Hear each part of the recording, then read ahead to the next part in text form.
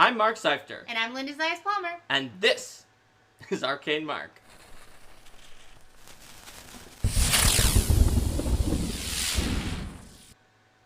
Hello everybody and welcome to Linda's Adventures Skull and Shackles Part 2, in which we continue the pirate saga.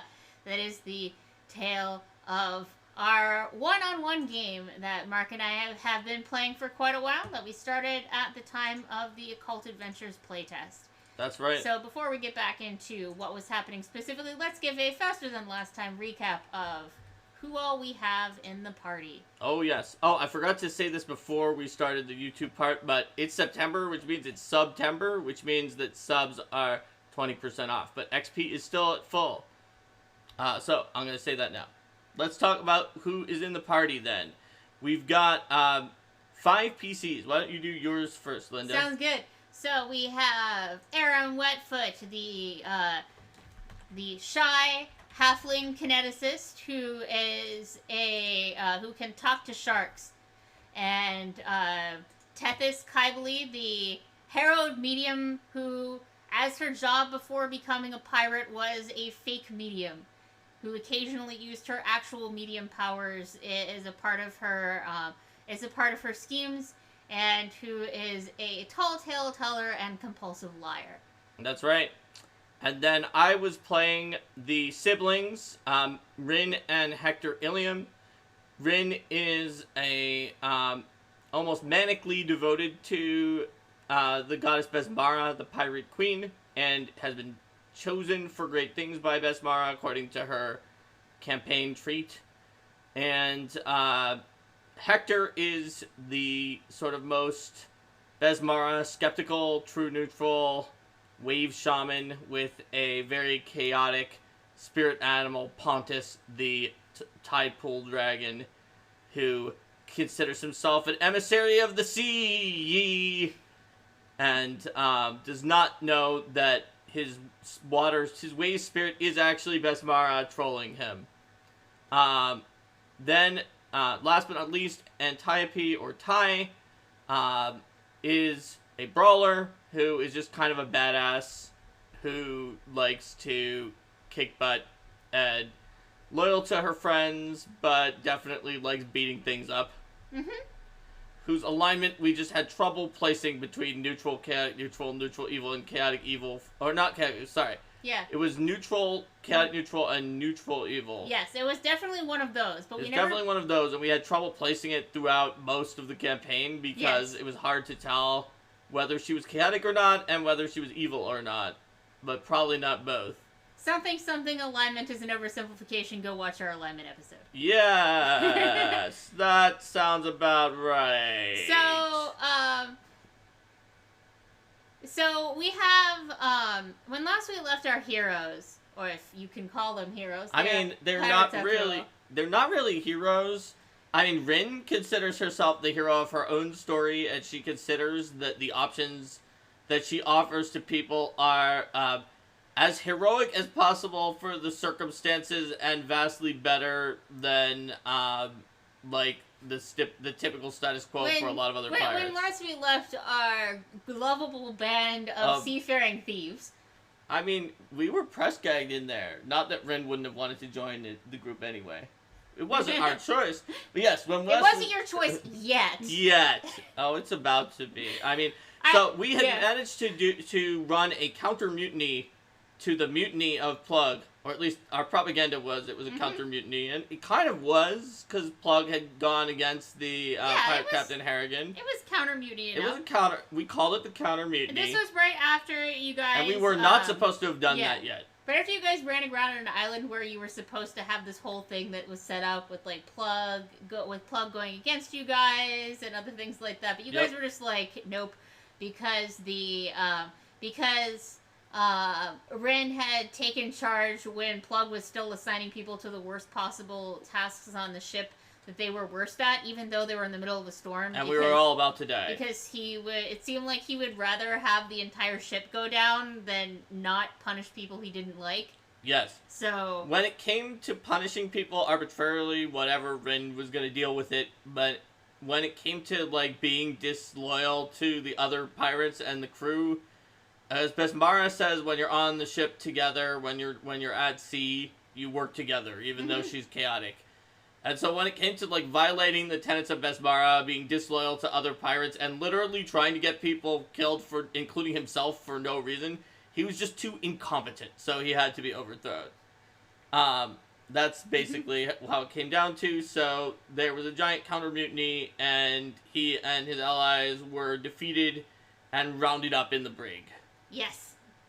And then we decided we should explore the island anyway, especially since who knows where they took Sandara. Yes, because during all of the shuffle of trying to stay alive on the ship, Sandara was abducted by a band of Grindylows. Oh no!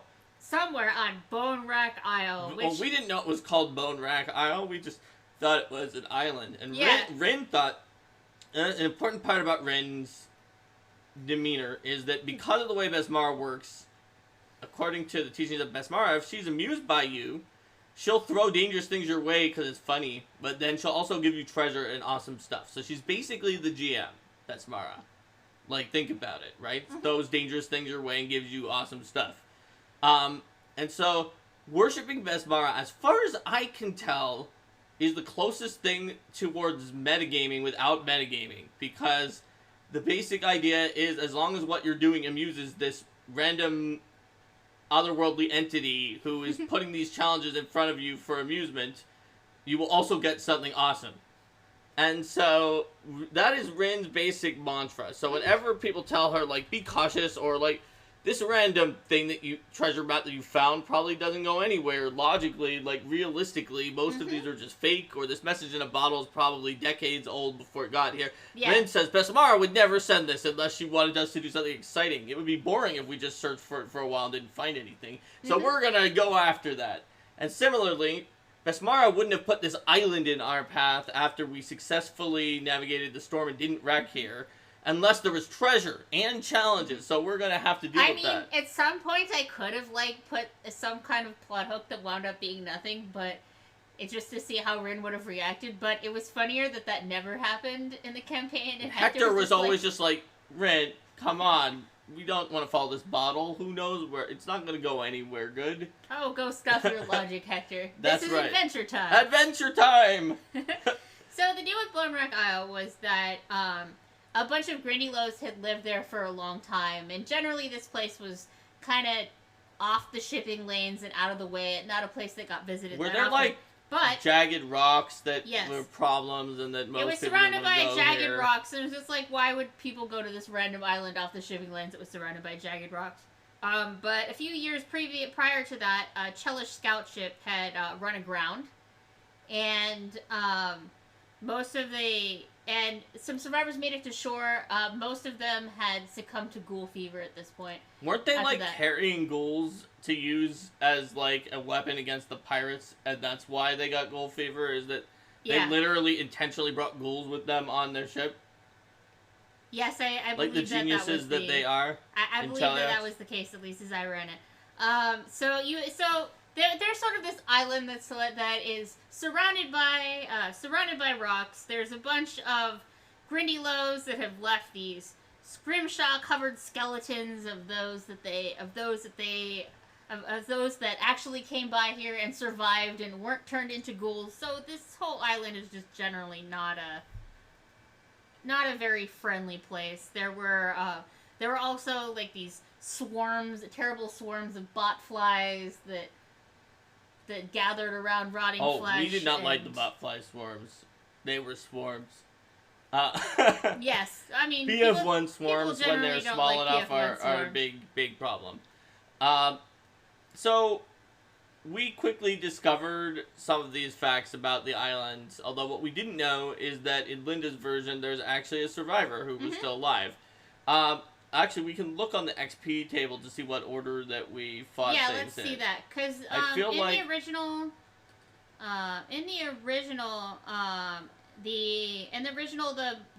sort of most powerful among the ghouls on the island is the gassed Aaron Ivy. But I decided to have Aaron Ivy have survived the ship, have survived the whole thing, because with the PCs, Hector and Rin having originally been from Chiliax, bringing in someone who was who was a former Chelish Marine to the story earlier on. So that, it felt like it was going to be more fun. So it looks like the first thing that we found was an eel that was in the wrecked Chalice ship. You diving down into the wrecked ship because you thought you'd find treasure there. Yeah. Chalice ship, and we thought maybe that's where the Grindylows had taken not Besmara, Sandara. Yes. It rhymes. Sandara, the Cleric of Besmara. And that was not where that happened, but that's where we found out that the Chalice had intelligently decided, let's bring some ghouls in there.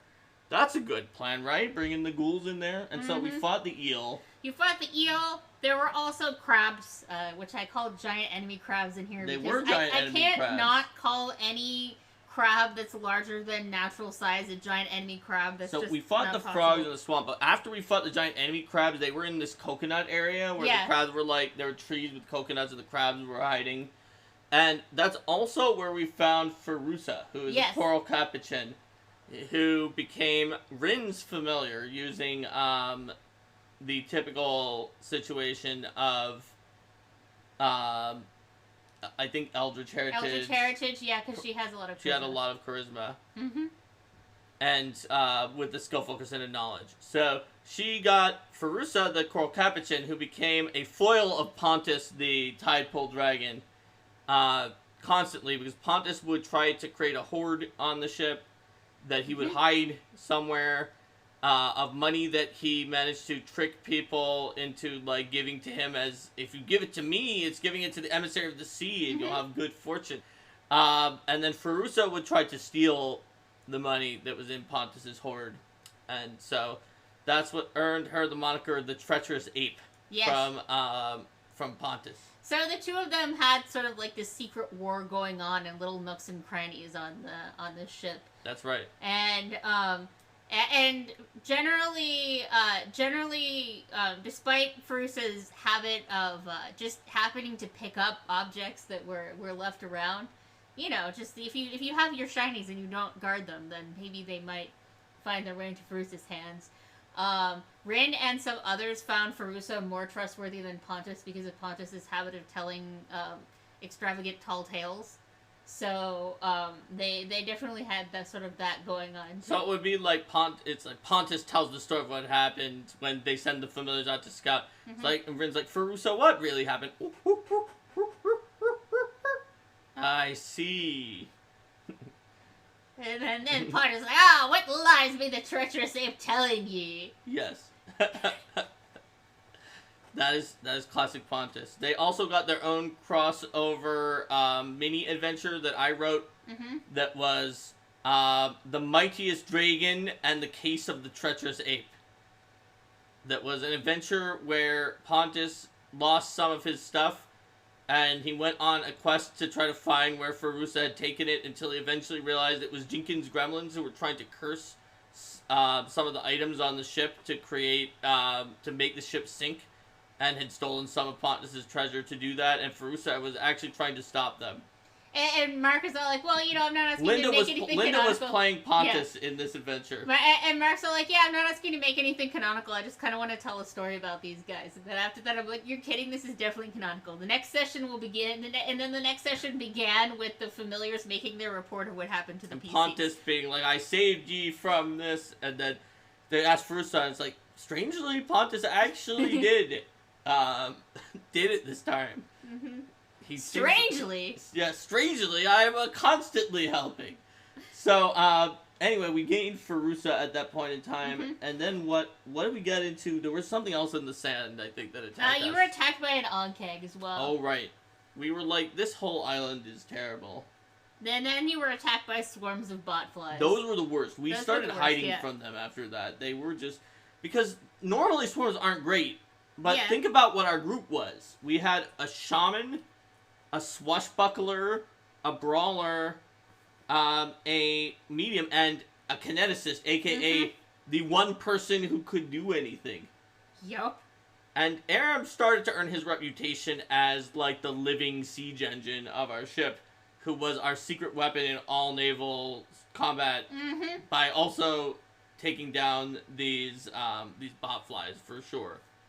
But a hydrokineticist in Skull and Shackles is a very, very good ad, and yes, it's very powerful. I'm not even sure on. we could have beat the first Fly Storm without Aram, because they weren't as obnoxious as Hellwasp that are actually resistant to Alchemist Fire, but they just have a lot of hit points, if I remember correctly. So you're like, aha, Alchemist Fire, and you're like, all right, yeah, they're weak to that, but they have plenty of hit points, so you're not gonna kill them without lots and lots of Alchemist Fire. And then it looks like you fought, so then there was the Vine Checkers. I'm guessing this was an encounter with Sturges because I just described it as Noah's Nightmare. Yeah, it was.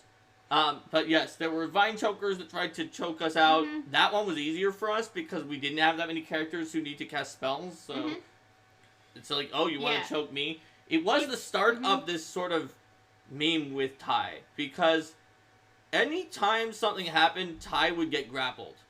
And this was actually somewhat shocking because she had the human favored class bonus that adds a completely unreasonably unfair amount to her CMD versus grapples, which is also what is used to escape from her grapples, and she likes to grapple too. But yet, despite the fact that she was literally adding her level on top of some other stuff she took that added to her CMD, and a variety of other CMD increasers, she always gets grappled by everything that we ever fight. And it's just completely like... And I'm always like, okay, now I have even more, Linda. My CMD is like 43, and they're like, oh, well, I got 47. Yeah, I know. I'm rolling the dice out in the open. I know. You know I'm not cheating. I know you're not. It's just that, like, some of the math on grappling is just so high. And, I mean, I know it's true because our hunter in Iron Fang Invasion is like, I take the minus 20 to the grapple check so I don't become grappled myself. And I got a 48, so we know he would have gotten a 68 if he didn't. So it's just, it's pretty funny. You also contended with the actual Ghast, because I did still want there to be a Ghast. Oh, there were plenty of Ghast and ghouls. Captain DeRosa, who was a new character that I added to sort of fill that role that Aaron Ivy previously filled, so that Aaron Ivy could be a surviving ranger who had some skills that you guys didn't, but was still kind of lower level than you guys, and not in a great shape mentally, so not really going to be someone who was looking to... He was a ranger who was like the ship surgeon of the Chalice ship. But you guys also like could use a ship surgeon based on sort of some of the things that you had, like somebody who had some craft skill. And because the problem was that Hector was the only one, including the extra NPCs, who was good at like, he could do ship surgeon kinda, but he hadn't been trained by the other ship surgeon. But he was the only one who could do like 3 of the different tasks. Yeah. And he was also drastically the best at Lookout, a role that was very, very important. So it was good to have a ship surgeon. We actually rescued Aaron Ivy rather than him being a Ghast who we fought. Yes. And we had to fight the captain, and weren't there were like other ghoul and Ghast versions of the... There were other ghouls and Ghast. There's a bunch of Lacedons as well. Yeah, they're the aquatic ghouls. Yeah. So there were Lacedons and I believe some regular ghouls. Just a lot of ghouls and Ghasts and things like that around. Right. Before you made it, and then you made it into the place where there were a bunch of Grindylows who also had we found the Grindylows where they had been taking Sandara. And they had after trapped rescuing up the Aaron place Ivy, because Aaron knew where the Grindylows were at. Yeah, because he had been surviving by like building shelters and building traps and sort of staying very mobile and things like that. Yep. And so he knew they were at Riptide Cove, which has a totally different situation at high and low tide. Yes. So we came in, there was a horrible spike trap that we dealt with, and then there was a devilfish. So guess what happened against the devilfish? Did you select that that Ty got grappled? Well, I think that she got grappled by the devilfish. Uh-huh. And it only has plus 13 to grapple, but which I guess is very high at that level. That's and she had good for a 4th level creature. It is. She had good CMD, but it still grappled her. Pretty much what would happen is if some kind of weird giant monster was there, Ty would get knocked out during that fight. It would just do that. If it was against normal, like, people-ish people, then we would just kill them. But Ty would get knocked out and grappled and whatever, and that is exactly what happened against the devilfish. It grappled her. She had her boarding pike of OP, which if you remember from the last episode is the boarding pike that has a ridiculous reach. Its reach was way more than the devilfish we thought, except the devilfish actually had a 15-foot reach. Yes. So, but it was still more. The devilfish Yes. was quite perturbed that its 15-foot reach was not enough. If you're level 4, if you're a Sierra 4 creature, you expect that a 15-foot reach 15 foot is a lot. Yeah.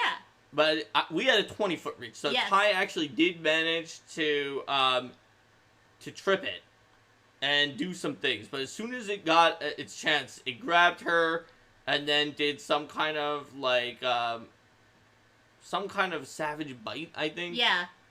That it had. Let's Yeah, see. yeah, Whenever it makes a grapple That's check, it yeah. automatically does a savage bite. And then it does a strength poison. And it had a there's very all high sorts of crit messy chance, and it stuff critted going her, on and there. yeah, so she went down, and there was unholy things going on from the devilfish, as usual. So As usual, yeah. that just like we may not have said it, but a lot of the times if there was like a big monster, it would it would find a way to drop Ty during the fight, and then we would kill it. Well, you know what? If you didn't want such a big target painted on Ty's head, maybe you shouldn't have had like Ty being in the front with the boarding pike of ridiculous reach. Hey, Rin is in the front. Ty is also in the front and has 20 foot of additional reach. Well, there were two people in the front. There was a swashbuckler who could parry and riposte like basically everything. I mean, the fish didn't know that the swashbuckler could parry and riposte basically everything. I mean, the fish attacked her too. Well, it just attacked Ty. Well, I mean, in general, fish attacked her too. Oh yeah, but that particular one. That fish attacked Ty. Yeah, It was mad that Ty attacked it. Well, you know, I expected her to win the grapple contest. I think what it was is that we couldn't trip because of the fact that it had like a million. It can't be tripped or has a million legs. Yeah. And yeah, it can't be tripped. That's what it was. Yes, it has the special ability. Can't be tripped. So Ty smacked it really hard. Mm-hmm. It couldn't be tripped, and it continued moving up. And then, with its 15-foot reach, he grabbed her and did a savage bite. Yep. Which was a critical.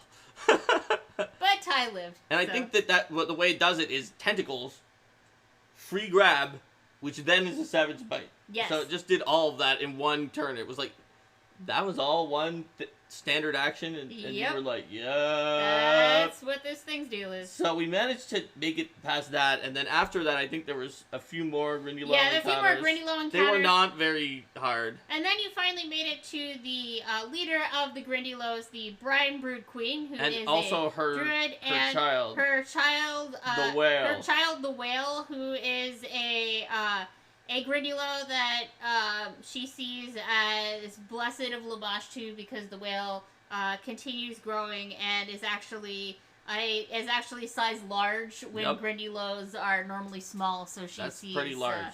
She sees that as. I mean, I think he probably was blessed. Yeah, he probably was blessed of Labashtu. Yeah. A great sign of blessing and favor.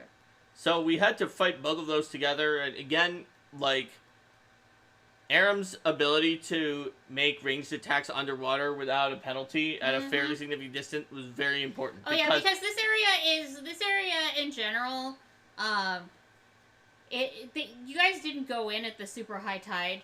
We went at the low tide, but she was still in a room that was pretty deep. She's still in a room that's pretty deep. Yeah, exactly. Yeah.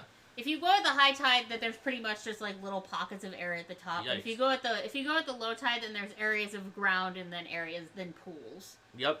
And she was like a spellcaster. So yeah, she's a druid. She was a druid who could easily keep her distance with the swim speed, but there's no keeping your distance from a 120-foot kineticist blast. No, there is not. So the melees made short work of the whale, but not before he dropped Ty. Yes. Naturally. After Ty smacked him with the boarding pike. Mm-hmm. And like some days you're gonna see Ty do some really awesome unarmed combat, including like during the first episode in all the unarmed fights that we had to do. But against a big monster, that is usually what goes on. And then we managed to defeat her, and she also not only was a powerful spellcaster, but had like a magic weapon too. Yeah, she did. Like the brine sting or some kind of. She had a vindictive harpoon. Vindictive harpoon, that's what it was. Yeah, there was a returning harpoon. We got brine sting somewhere. Yeah, you did, but not just yet. I'm pretty sure that was in part 2. Oh, maybe that was part 2. And then it was like, but this weapon is good against aquatic creatures, so we'll like occasionally use it, but we still prefer the boarding pike of OP. Which one? The brine sting? That was a rapier, so. Oh, We right. used it on Rin. Oh, right. You used that, but then there was eventually you got another weapon that was better enough that you were switching on with that. I think that eventually we got like a real plus a lot rapier. Yeah, but that's for what a it was. while, Fair Brinesting enough, was fair enough. good because there are a lot of aquatic creatures, and we. Oh yeah, and this is where you found the whale skull with scrimshaw carvings of a bunch of different spells, which is like the heaviest scroll ever, but was It's a very heavy scroll. And you rescued Sendara. Yay! And received from her the gift of her Besmara's tricorn hat. Yep. And she also like had not known at this point that there had been a mutiny since then, because she was taken before that, and she was generally like really happy with that because she considered that was a sign that Besmara favored the PCs, and that thought that Plug just being so petty that he would get everyone killed to keep extracting his vengeance to the very end meant that he was a bad leader, like the PCs did. So. Yep. Now that I'm thinking about it, I think that also we managed to mutiny just before the worst of the storm, and that is how we managed to survive the storm. Yeah. Is that we saw it coming, and we tried to get him to apply people to a good position, and he wouldn't. You got him. You got people to listen to you about applying the. But I think we actually took him out before the storm because he wasn't going to do it. I looked at the XP also, and the counter mutiny said it was before the storm. Okay. Well, the point is that you were in command in the latter part of the storm, yes. and you guys mutinied. So. That's correct. Mm-hmm. And we did. And you did. We saved Sendara. You saved Sendara, and you were able to return back to your ship, not having to now do a mutiny because you had already done it. We already got one. We had already got one, so you had already earned some infamy and disrepute. Yes. The tracking score the tracking score for Skull and Shackles is sort of a general overall. How notorious are you as a band of pirates? That's and right. You gain some automatically for certain piratical deeds, and then you can also use you can also spin tales of how awesome you are to. Guess who did gain that? More. It was Tethys. Yes. To gain more up to like a maximum based on your levels. So you guys basically always kept yourselves capped out. Our basic way that we had it set up was that Rin was the captain, and Tethys was the quartermaster, and Hector was basically whatever we needed at the time, but often like a navigator / lookout. Aaron Ivy did ship surgeon at first. Ty was the master gunner, and then Aram was sort of our secret weapon, but was also I think was also like the bosun / first mate / Hector was like technically first mate because that's what you call the person who has to do everything that you're not doing. And then what was Sandara on the original ship? I can't remember anymore. She eventually became the first mate. I know she was eventually the first mate, and then she later became the captain of her own vessel. But yep, we constantly shifted around who was in what position because we were very chaotic, but also because it was based on acquiring new people and ships and wanting to reward people who had been with us, but also wanting to split up groups that might mutiny against us. So, at this point, though, we needed to sail to a place where we could get the ship squibbed, which is, for those of you who are not familiar with Skull and Shackles, a process where you remove that whole Rahadumi, the man's promise, this is from Rahadum, and make it a sort of a, who knows what ship this is, pirate vessel. Yes, so that basically so that it's not obviously a pirated ship that would be clearly identifiable, but is then their own vessel. So they went to see Rickety Hake at Rickety Squibs. Yep. Which is sort of a hidden area, a hidden tucked away in a cove, a hidden location that only pirates know where to find it. And Rickety Hake. Of course, because this is an AP, you know, even if you arrive somewhere and you're like, oh yeah, you know, this is fine. Like, we're gonna come here and we're just going to this place. We're gonna get our ship repaired, and nothing bad's gonna happen, right? No, it's an AP. No, it's an AP. So, So naturally, shortly after the PCs arrived at Rickety Hakes, they started to have a variety of events which involved the PCs and others generally getting attacked by various like a Naga. creatures. There's a Naga was that all came stirred in. up, and I think we eventually topped the You Naga eventually down. topped the Naga down. They were like a bunch of giant wasps. Yep. The lookout had been killed. But he liked to write bad pirate fanfic, and his Yes. parrot Rockgut had learned bad pirate fanfic lines Yes. and wanted to join us. And then what happened after the wasps? Let me It was check on the XP. Let me check the XP tracker. So after you guys, there was the Naga. Let's see.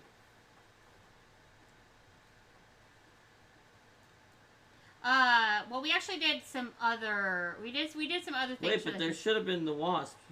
Maybe it just wasn't on there, but we fought the wasps. You did. You may have just put that with the Naga. I may have just put that with the Naga. Yeah, that's a lot of XP. I think I just joined them together. Yeah, it was probably the Naga plus the wasps. Mhm. What was there after the wasps, or was it just like the wasps? After the Naga and the Wasp, there's sort of a that's when Captain Merrill Pegsworthy So Captain the wasps Merrill- were the main thing. yeah, that they're had the killed main thing that he killed the scout. Yeah, Merrill Pegsworthy and his ship come in. You So guys he's didn't like a attack former them. He's a Andron Eagle Knight, right? Yeah, he is. And then you and then there's you might have gotten attacked by boars. So you get Stuff like that. you get But yeah. chosen to be officially a captain, although not a free captain. That's a later step, and it's sort of like the thing where you break a bottle on a new ship. Merrill Pegsworthy does that, and in a moment that is one of the biggest stretches in any adventure path, he states the typical Shackles creed, which mentions the name of a location, but you're not told to go there or encouraged to do so in any way, and the AP assumes that you go there next. Yes. We did not, but Rin wanted to do everything that she had ever heard of, so we eventually did, but I feel like most groups would need way more prodding than that to go I to even a needed to location. prod you guys a little bit to eventually go there. But the first thing that we did was, or rather, the next thing that we did after We this... turned it into a sandbox at Yes. the Fever Sea, where Linda just let us choose anywhere to go to. Oh, but before we get into that, how did we squib the ship? Yes. So, we spent ridiculous amounts of money using a combination of Razor Coast and Linda house rolling Razor Coast and the original ship rules into a new ship rules that was pretty interesting looking and dangerous enough that we all decided once the PCs learned what the ship rules meant that we never wanted to use them because we did not want our ship or our soon-to-be captured ships to be destroyed by the ship rules. But we reinforced it with Darkwood, which cost like a ton, like most of our money. And we renamed the ship the Andromeda after Rin and Hector's mother, Andromeda Ilium, who was an admiral from Cheliax. Because we thought it would be funny to have a pirate ship that was named after an admiral from Cheliax. So, just to clarify, who's dead? the AP already had a big sandbox here before. Yeah.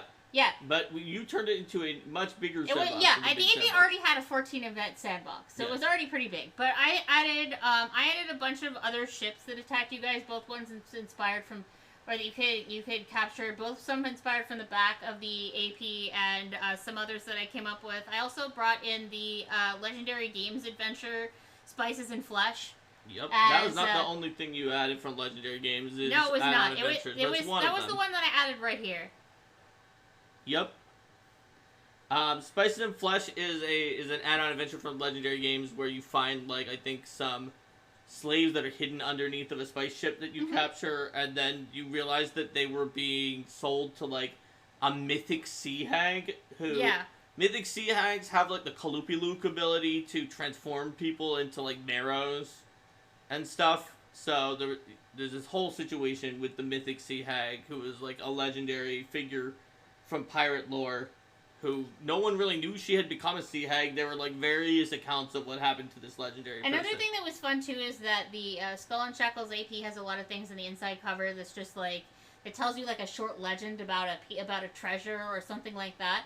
So I also, as we went through, just told the PCs all of those as various things like they would hear as they were going along, those kinds of legends. And some of those they picked up on, and some of them they didn't. I added some additional like message in a bottle type treasures. There was also a reclusive elf caster, like crafter rather, that it was I like added. a mystic thurge between druid and. He's a mystic thurge. And, well, the way that we did items in our game is generally that, like, if it's from the core rulebook, you can easily find it. If it's from, like, the APG or something like that, then you can probably find it if you look around for a while, but maybe not. And if it's from, like, another source, unless it's very specific to that area, it's going to be more difficult. But this guy had a specific thing where he refused to craft anything that was a common item, essentially. If it was from the Big Six, he refused. He would refuse to craft any Big Six items. He wanted to craft, like, the weird stuff. So this was a way for the PCs to get access to some more offbeat items. Yep. And he also charged a little bit less than the standard price as long as you could tell him some good tales.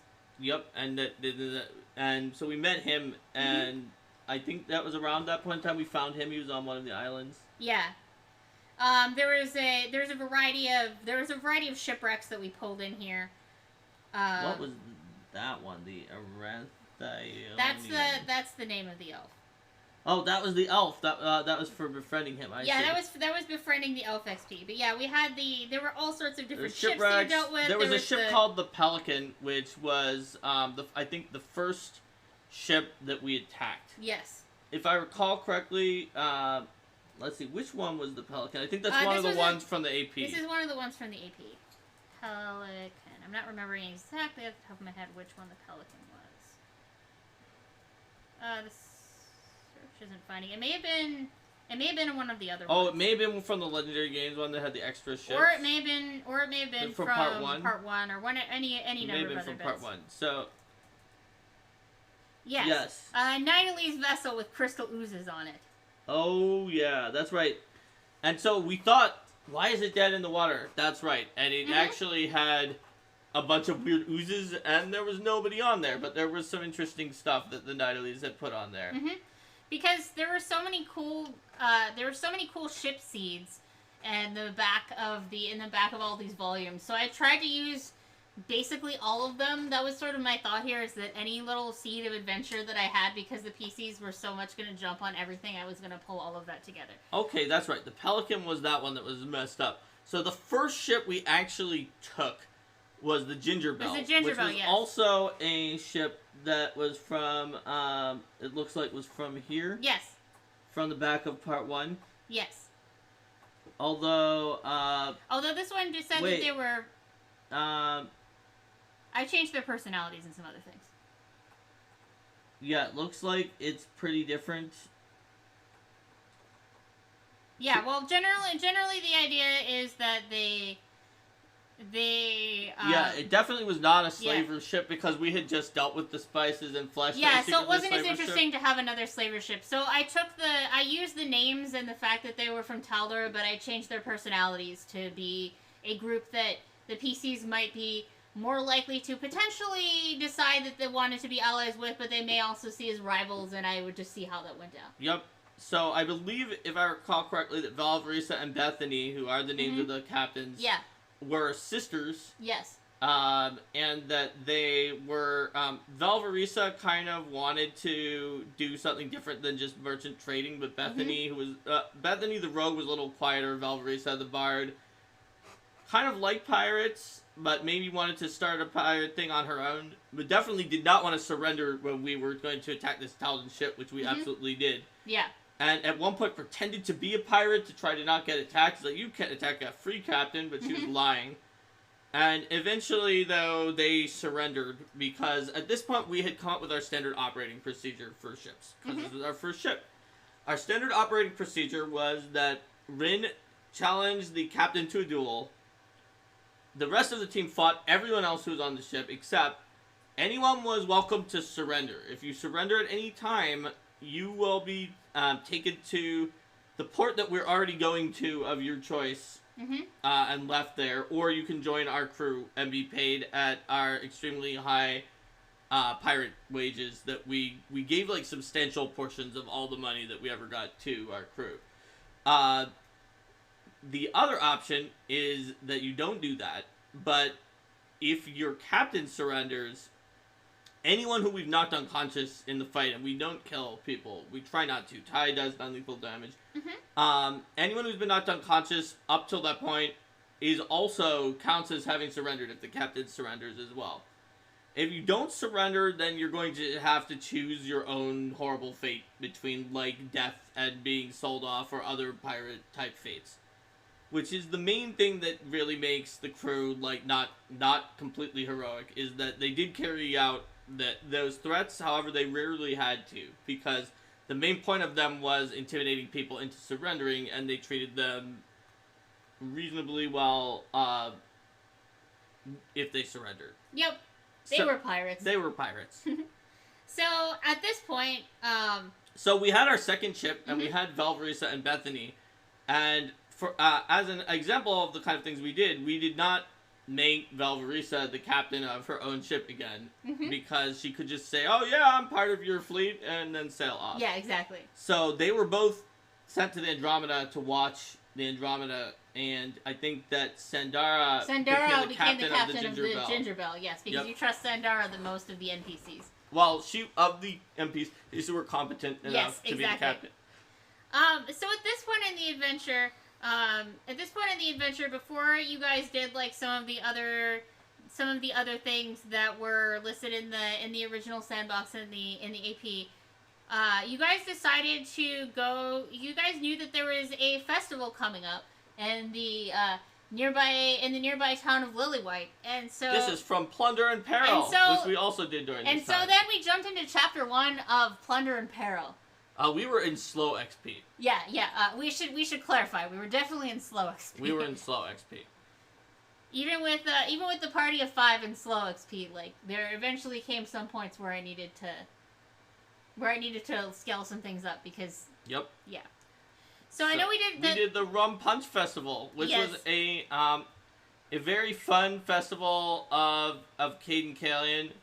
And all the people there were happy that a lot of our crew were, like, people we had freed who had been captured from slavery and told them that if they would help us in the counter mutiny, they would be part of our ship. And we just kind of didn't tell them about the few people that we still had captured that we didn't know what to do with, like Plug.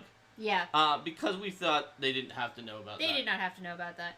So, So there were some changes that were needed to be made because Plunder and Peril has kind of its own hook for getting you in on the whole pirate thing, and the PCs were already in on it for their own reasons. So I had to tweak the backstory of this a little bit, but I was still able to pull it all through. And I don't want to go into like a huge amount of detail about everything here because this is people watching this know there's going to be Skull and Shackles spoilers, but like. I don't know if we should necessarily get deeply into. I think it's Plunder okay to get into Plunder and Peril spoilers because we have now given a big signpost about Plunder and Peril spoilers. All right, fair enough. Yeah. And so furthermore, like, if you're going to be running Skull and Shackles and you already know that you're watching this show or you've already done Skull and Shackles, you may have added Plunder and Peril anyway. It was even recommended in the sidebar that you do so. So that it works well because.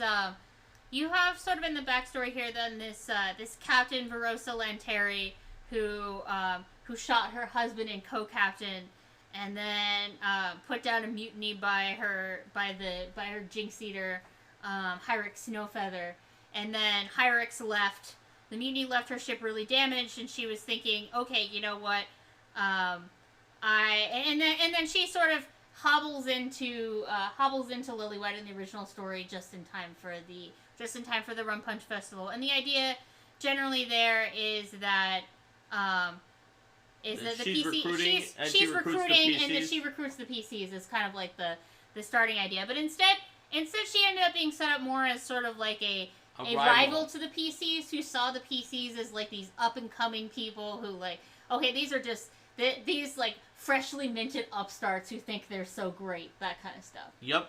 And also we figured out from the Jinx Eater who put up the mutiny, but she was trying to get the treasure of Gemma Redclaw, and she was Yeah. being obnoxious, so we decided we would get the treasure of Gemma Redclaw instead. And the Jinx Eater convinced you to trust him because he's basically just like, yeah, she's awful. She did all this stuff, and I just want to get this treasure of hers, but I know that I can't get it on my own, so let's make a deal where I'll gradually give you clues to find the treasure, and when we get the treasure, then I'll get a share.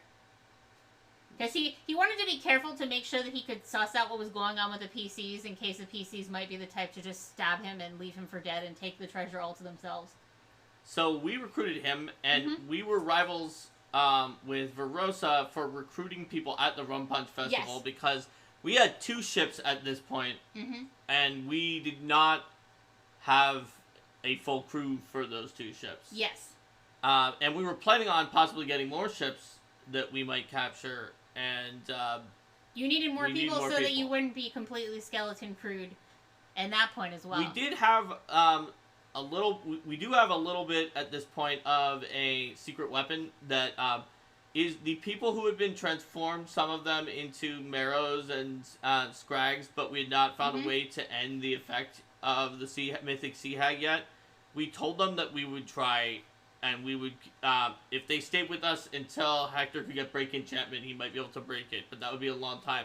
So they would be like clinging on the underside of the ship, and if we ever got boarded, they would attack, and they would see if there's anything coming from the bottom. Yeah, because they were considered to be part of the crew, and like they got shares of treasure and stuff like that because they were doing undersea guarding, and they're basically like, well, you know what, otherwise we're screwed, and yeah, let's just do this. Yep.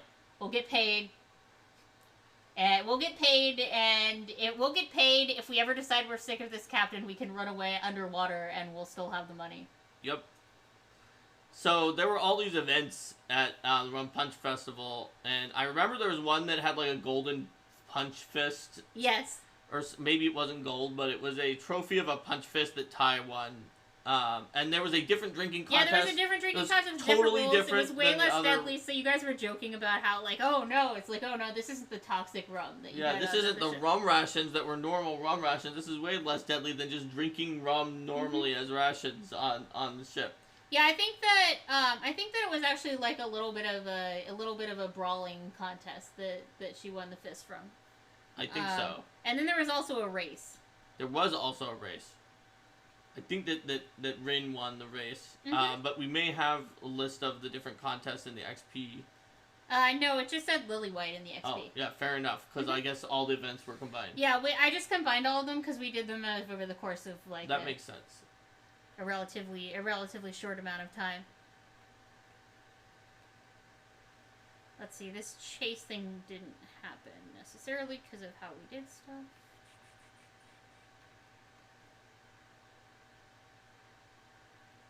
And you didn't sign on with Lanteri or go run her errands, but you did explore the island for more opportunities for treasure. That's true. And where you contended with some were crocodiles. I remember those. Who were implied to have killed seaweed leshies because they had seaweed leshy bulbs as their treasure. Right. I remember that. How dare they kill seaweed leshies? How dare they kill seaweed leshies? You fought. Yeah, so basically a lot of these events... There were some river drakes. There were river drakes. And I think there was like a powerful sea hag. Yeah, there was. Was it It was a green hag. Yeah. So we all thought it would probably be a sea hag. You did, but it was actually a green hag. So the idea then is that like the PCs still explore that island because they were still looking for treasure. Here they didn't necessarily find a huge amount of treasure, but they found some. We did. And then we recruited Jinx Eater, which he went by, even though that was his position, Hyrix Snowfeather, our Tengu, onto the crew. And at that point, we were now officially on the quest for the treasure of Gemma Redclaw, and we were going up against Verosa Lanteri. We're going to fulfill the promise of her husband to find the treasure, and therefore beat her because she was being obnoxious. Yes. It would still be a while before they had enough clues to continue on with that quest.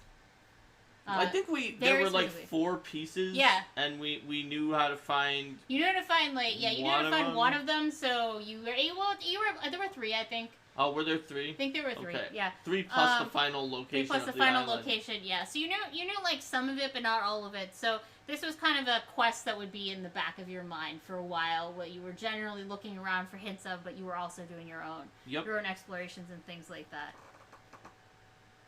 This is still part of that. Was the narwhal that was a ship? Yeah, the narwhal is a ship.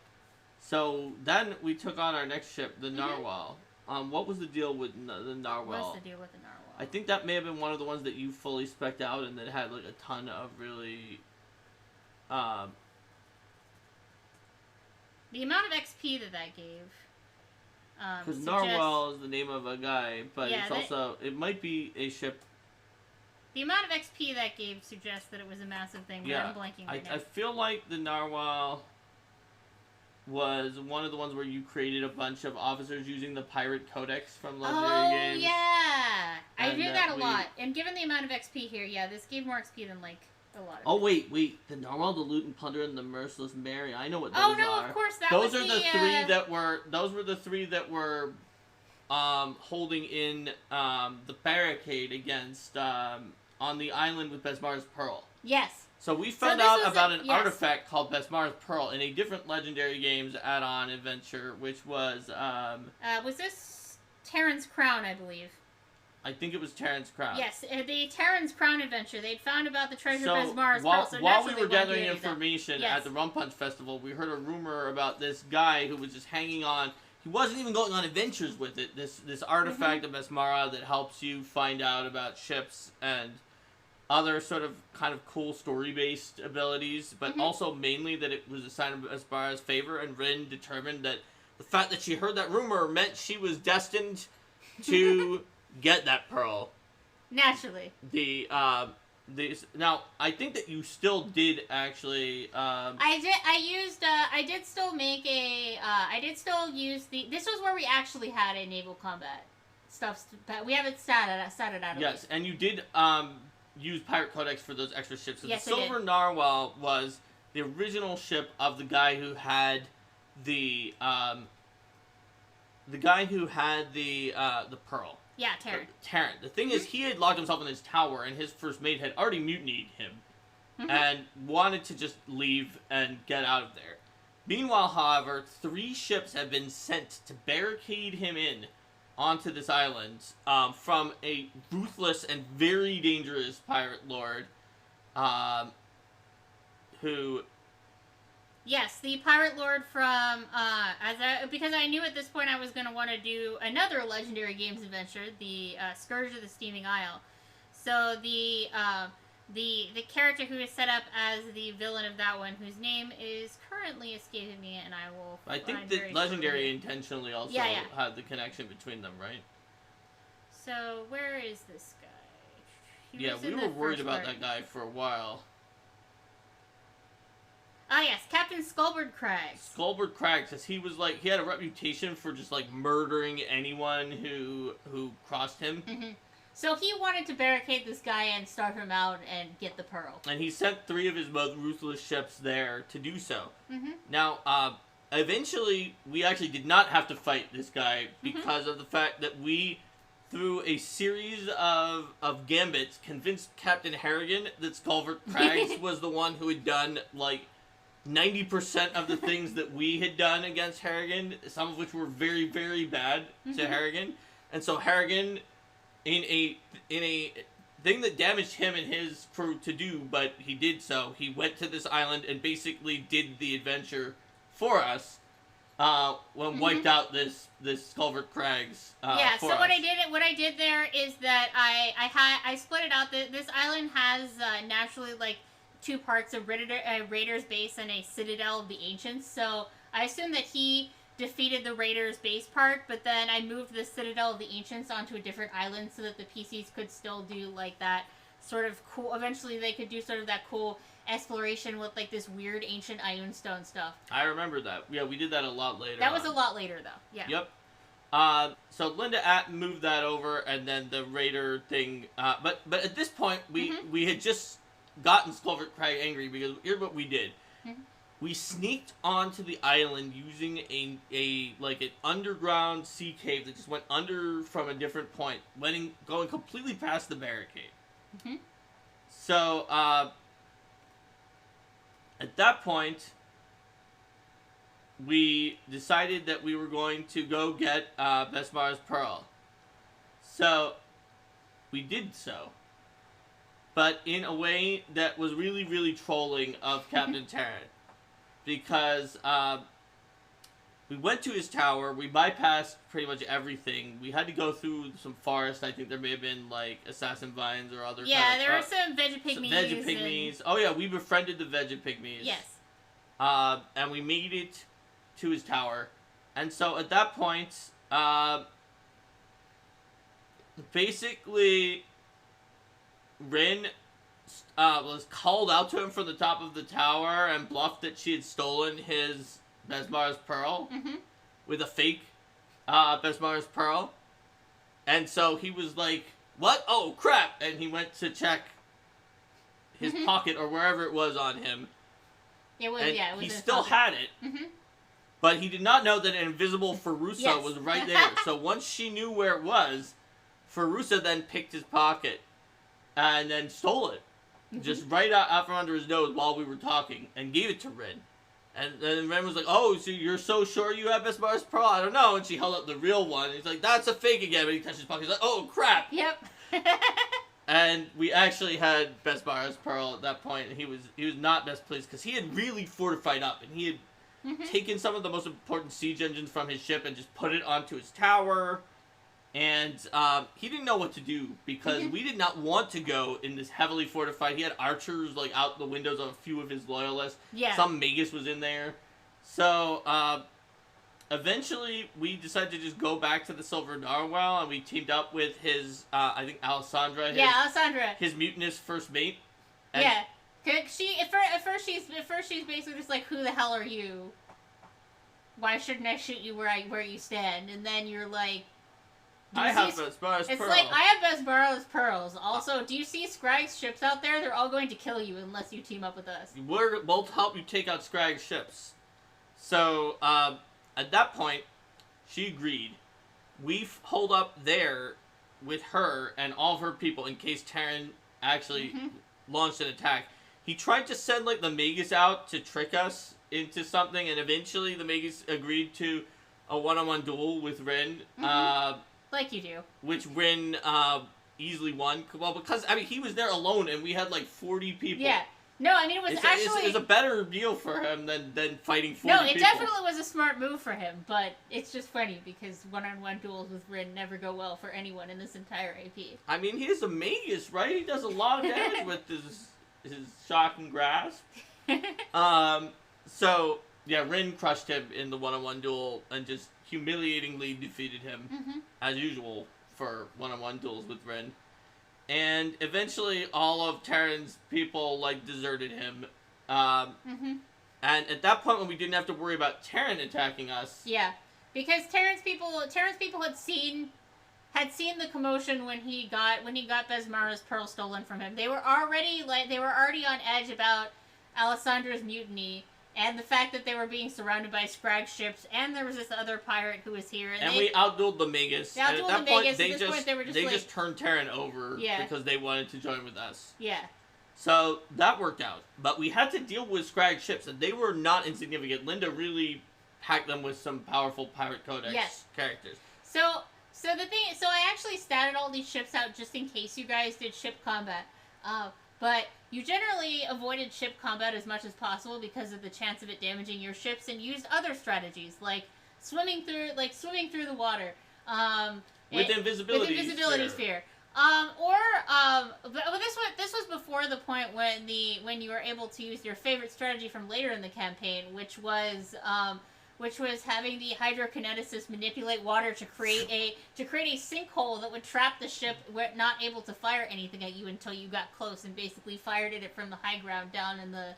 The best part was that, like, you can negate that if you have control water. Yeah.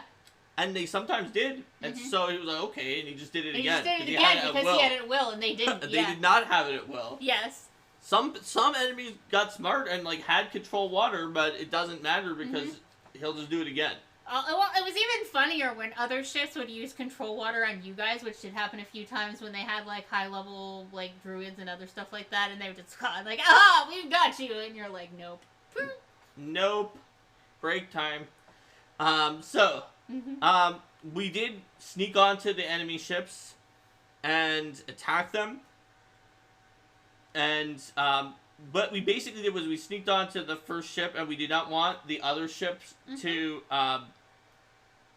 help and send people to help with realizing the first ship had been attacked. So we actually did a naval combat for, I think, the only time in the campaign where we had the Andromeda come and pretend it was going to break the barricade whilst the Silver Nara was ready due to being coordinated to try to rush the barricade from the inside, and while we went on to the most dangerous of the three ships and boarded it and attacked the crew. Right. And after a few rounds of winning and having them surrender, we took over that ship, turning it onto our side, and then started boarding the other ships, which were also losing the naval combat. Oh, that's right. I'm seeing this now. I also used Razor Coast Fire as She Bears for some of the for some of the NPC stat blocks. That gave you extra NPCs. Yeah. You combine that from that and also the Pirate Codex. Yeah, I used that. I wound up pulling in Fire as She Bears for some of these ships that had like a lot of people, and I used Pirate Codex more for like some of the more central. Some of the more central. Also, NPCs. Pirate Codex has if I recall correctly, Hector and Rin Pirate based Codex characters. does have Hector and Rin based characters. Yeah, it has characters that are very similar to Hector and Rin with the serial numbers filed off are in Pirate Codex because you were amused by that. I was. Including Pontus. I was one of the authors for Legendary Games Pirate Codex, so it's one of those like chicken and egg where it's a little hard for me to remember. Like, did I use that thing after it was in Pirate Codex, or did I write that thing before it was in Pirate Codex? But it was some of it was in both directions. So, but yeah, let's see. Where are Hector and Rin? Hector and Rin? Look for Pontus. I think he's actually named Pontus. Yes, see? Yes. Typo dragon named Pontus, Shaman of the Waves. Yeah, it's a Shaman of the Waves, male human Shaman of the Waves. Yes, he's there. And I don't know where Rin is, though. She's probably Swashbuckler. Maybe she's not, actually. Maybe it was just Hector and Pontus. Did I get her in there?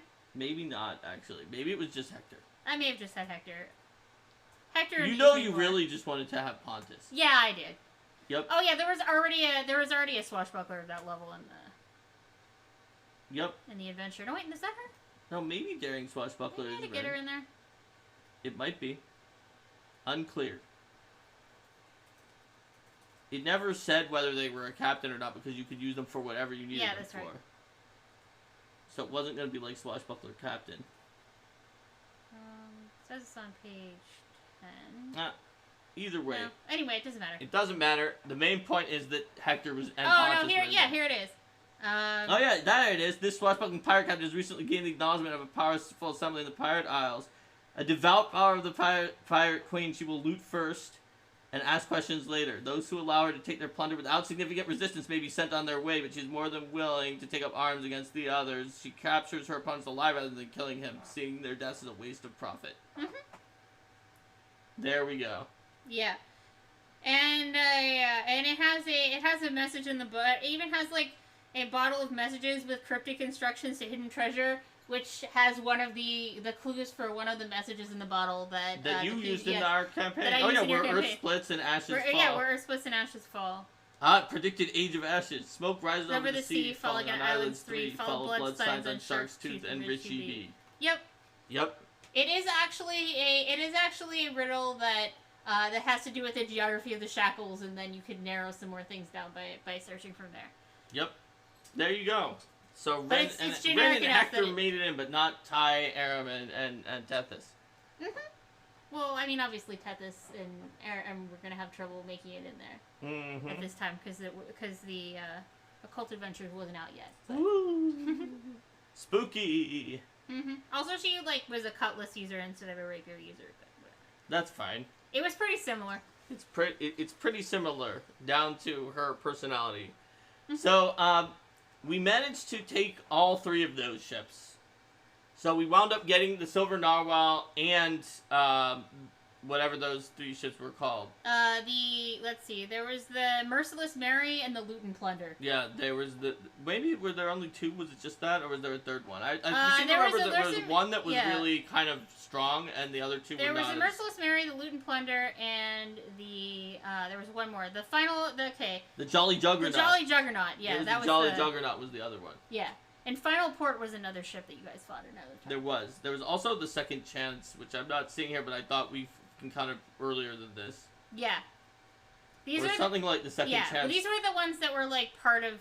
These ones were like stuff that had started out to potentially be part of... I felt like the Second Chance was even before the Ginger Bell. I just didn't see it on the XP. Because that was part of why we were so low on people, is that we didn't get almost anyone from the Second Chance. We just got those...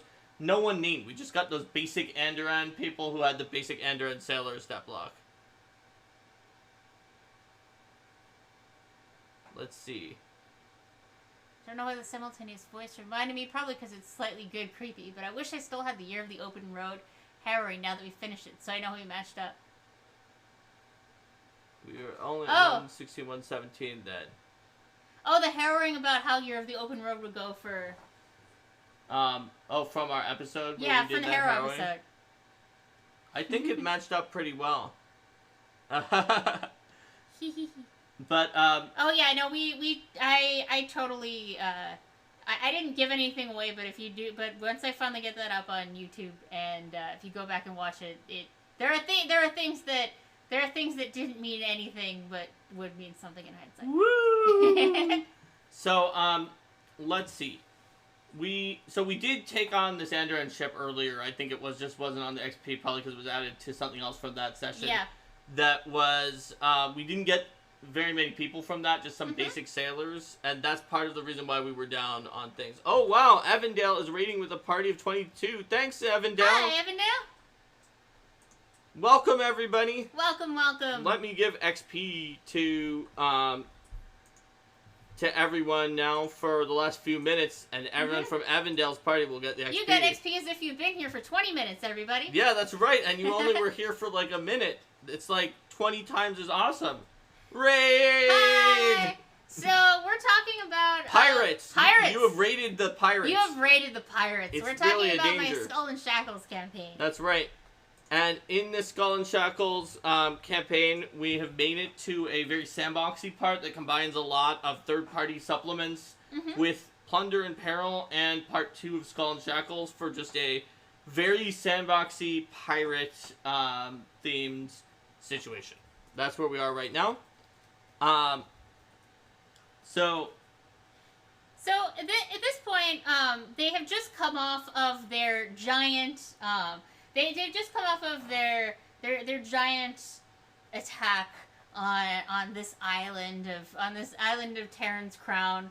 But by giant attack, I mean their infiltration. It was an infiltration. Their infiltration, their sneaky double tricks theft, and their minor naval combat with a heaping side of invisible boarding action and swashbuckler / hydrokineticist / brawler / wave shaman / medium combat.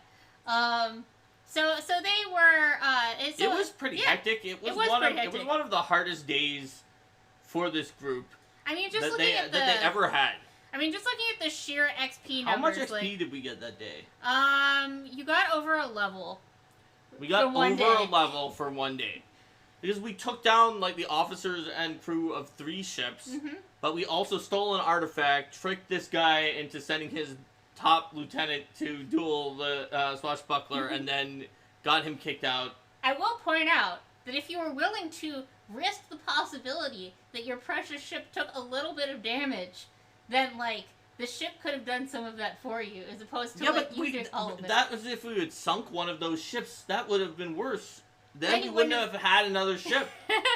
Do you know how much money those ships are worth? A lot. Linda? No, I know. It's a lot of money. They're worth like 10,000 gold. Yeah. Yeah. We're not gonna just catapult and ballista down 10,000 gold into Besmara's locker. That's just like, that's not good business sense. No, it's not. And Bismara favors the bold, so. Cthulhu wonders how long was that game. It was a long session. So We took down 3 pirate ships, and it wasn't all done in one session, but it was in one in-game day. Yes. Because we didn't ever have a chance to rest. Also, this is a campaign that I was running for just him as a player, so we had a lot of flexibility in terms of time, and we didn't have to like have a specific planned time. It can just be like, hey, you want to play Skull and Shackles? Yeah, let's play Skull and Shackles. 8-Bit Cleric says, Pirates' favorite letters not R, but instead love for the sea. Aha! Pontus would approve of that. Pontus being his, one of the characters' Tidepool Dragon familiar. That's right, ye. The emissary of the sea, yes. You mean Dragon, the mightiest dragon. Yes, the mightiest dragon, emissary of the sea. Pontus proclaimed himself the strongest dragon because when you get older and bigger, you're obviously a more powerful dragon, so you have to do it in weight classes. You measure it based on size. And Pontus, you see, was not very big. So, for his size, he was so mighty that he was therefore the mightiest in total based on density of might. I mean, he still was mightier based on might density when he got a little bit older. Because we started off with Pontus as being like a variant baby Tidepool Dragon with like That's a little true. spark breath and stuff like that.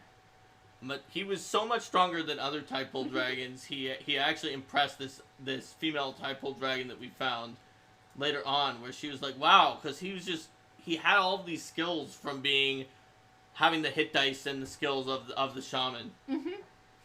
And he just convinced her that he was a powerful Tidepool Dragon who was an emissary of the sea, which, like, he kind of is. Yeah. I mean, like, eventually... He is. Eventually his arrogance got a bit much, like, even for her, with how impressed she was initially with his skills, but, you know...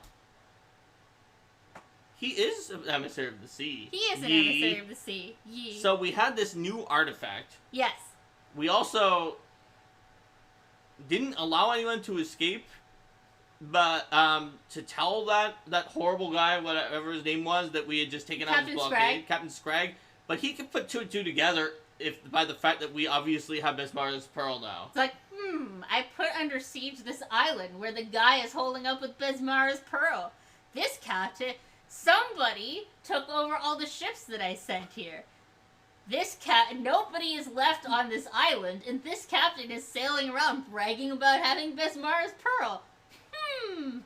I wonder what could have happened. Yeah, that's okay. He is very, very scary, but we fortunately managed to... We tricked him somewhat by making it seem like Terran, the captain who originally had Bismarck's Pearl, had broken the siege and squibbed his ship so that it wasn't obvious that we were sailing his ships around. But by the time he figured it out, we had already framed him for attacking an even more powerful pirate. And yeah.